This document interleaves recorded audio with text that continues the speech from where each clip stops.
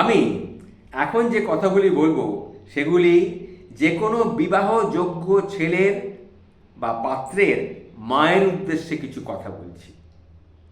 কথাগুলি শুনুন, শুনলে ভালো লাগবে, রাগ করবেন না যেন। কথাগুলো কিন্তু আমি খুব মূল্যবান কিছু কথা বলছি। কেন বলছি না, শাশুড়ি হওয়া কিন্তু খুব একটা সহজ ব্যাপার নয়। শাশুড়ি একটা কঠিন সাবজেক্ট, কিন্তু আবার সহজ। কিভাবে না, ভালো শাশুড়ি হবার কিছু সহজ উপায় আছে। সেই উপায়টা আমি বাতলাচ্ছি, শুনুন, ভালো লাগবে। এক, ছেলের বিয়ে দেবেন না। আপনি ছেলের বিয়ে দেবেন না তার মানে ছেলের বিয়ে দেবো না, ছেলে কি সারা জীবন একা একাই থাকবে? হ্যাঁ, এইভাবেই থাকবে? না না, সে কথা আমি বলিনি। আমি বলেছি আপনি ছেলের বিয়ে দেবেন না, ছেলেকে বিয়ে করতে দিন।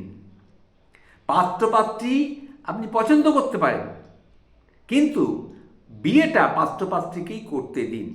ওরা ভোট দিয়ে দেশের সরকার নির্বাচন করতে পারে, আর নিজের জীবনসঙ্গীটা নির্বাচন করতে পারবে না? নিশ্চয়ই পারবে। এটা তাদের উপরে ছেড়ে দিন। দুই, ছেলের বউয়ের মা হয়ে উঠতে যাবেন না। ছেলের বউয়ের মা হয়ে উঠতে যাবেন না। সেক্ষেত্রে ছেলের বউ আপনার ছেলের বোন বা দিদি হয়ে উঠতে পারে। ছেলের বউয়ের শাশুড়ি হয়ে উঠুন। এই সম্পর্কটা মাতৃত্বের মতো আগলে রাখার মতন নয়, বরং বন্ধুর মতন পাশে থাকার। কারণ অ্যাডাল্ট মানুষকে আগলে রাখার দরকার হয় না, তাদের পাশে থাকার দরকার হয়। আর কি করবেন না, ছেলের বউ কি খেলো, কি পড়লো, কটায় বেরোলো, এই ধরনের দারোয়ানগিরি করার অভ্যেসটা যদি থাকে, সেটাকে আপনাকে ছেড়ে দিতে হবে। আপনি এক্সট্রা এই কাজগুলো করার জন্য কিন্তু আপনি এক্সট্রা কোনো পয়সা পাবেন না, এটাও জানবেন।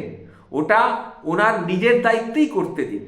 উনি নিজের বাড়ি ছেড়ে আর এক বাড়িতে এসে ওঠার দম দেখাতে পেরেছেন, তখন বাকিটাও নিশ্চয়ই উনি পারবেন। আর একটা কথা বলছি, ছেলেকে এগুলো নিজেকেই করতে দিন। কারণ সব জায়গায় সংসার আগলে খবরদারি কিন্তু কখনো করতে যাবেন না। কারণ নতুন জেনারেশন আসছে, তাদের সংসার তাদেরকে ঠিকমতো করে গুছিয়ে নিতে দিন। ভুল করলে ভুল থেকেই তারা কিন্তু শিখে নেবে। শিখিয়ে পড়িয়ে মানুষ করার দায়িত্ব আপনার শেষ। আপনি নতুন করে কিছু শেখাতে যাবেন না।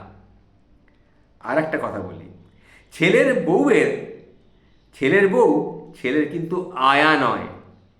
ছেলে খেলো না কেন, ছেলে স্নান করলো না কেন, এগুলো নিয়ে ছেলের বউয়ের মাথা খাবেন না। কারণ সবাই অ্যাডাল্ট, যে যেটা ভালো বুঝবে সে সেটা করবে। আসলে কি জানেন তো, নিজের জীবনে আপনি বাঁচুন। আরে আপনার ছেলে এরপর কি করবে, আপনার ছেলের কি হবে, হ্যাঁ, ছেলে কেন বদলে যাচ্ছে, এইসব নিয়ে কান্নাকাটি একদম করতে যাবেন না। নতুন লোকটি যিনি আপনার বাড়িতে আসছেন, তাকেও তার জীবনটা বুঝতে দিন, তাকে নিয়ে বাঁচতে দিন, তাকে গড়ে পিটে নিতে দিন। এখন আপনি যদি উল্টে তাকে গড়ে পিটে নিতে চান, তাহলে কিন্তু ফলটা উল্টো হবে। আর একটা কথা কি জানেন তো, আপনার কিন্তু বয়সটা ক্রমশ বাড়ছে, তাই আপনার এনার্জিটাও আগের মতো আর থাকবে না। তাই এমন কিছু করবেন না যাতে মেয়েটি শুরু থেকেই আপনার প্রতি বিতৃষ্ণ না হয়ে পড়ে, বিতৃষ্ণা না জন্মে যায়। পরে তাহলে আপনার যদি কখনো হেল্প দরকার পড়ে, সেই হেল্পটা কিন্তু আপনি তখন তার কাছ থেকে পাবেন না। জাস্ট দায়িত্বটুকু পালন করেই সে কাটিয়ে দেবে। কিন্তু আপনি যদি তাকে বন্ধুর মতন পাশে পান, তাহলে সে সব ব্যাপারে কিন্তু আপনাকে হেল্প করবে, যদি তার মধ্যে সামান্যতম মানবিকতা বোধটুকু থাকে। আর একটা কি ব্যাপার জানেন তো, ভালোবাসা দিলে আপনি নিশ্চয়ই ভালোবাসা পাবেন। সেটা লোক দেখানো, সুনুমুনু পুচু পুচু এসব না করলেও চলবে। মানুষ হিসেবে তাকে সম্মান করুন। ছেলেটা মানে আপনার ছেলে কবে বাবা হবে সেই চিন্তা কিন্তু আপনার নয়, ওটা জাস্ট আপনি ভুলে যান। এটা কিন্তু একটা ভাইটাল ব্যাপার। ছেলের বিয়ে দিয়েছেন, ওরা আনন্দ করছে, করুক। যখন ওদের সন্তানের প্রয়োজন হবে, কবে নেবে সেই ডিসিশনটা ওদেরকেই নিতে দিন। আপনাকে মুখ দেখানোর জন্য পরের দিন বাচ্চাটা দামড়া হয়ে উঠবে না, এটা খেয়াল রাখবেন। তারা তাদের সুবিধামতো বাচ্চা তারা ঠিক নিয়ে নেবে। সুতরাং আপনি তাদের মাথা খাবেন না যে আমি মরার আগে আমার নাতি কিংবা নাতনিকে দেখে দিতে চাই, এই বলে তাদের মাথাটা খাবেন না।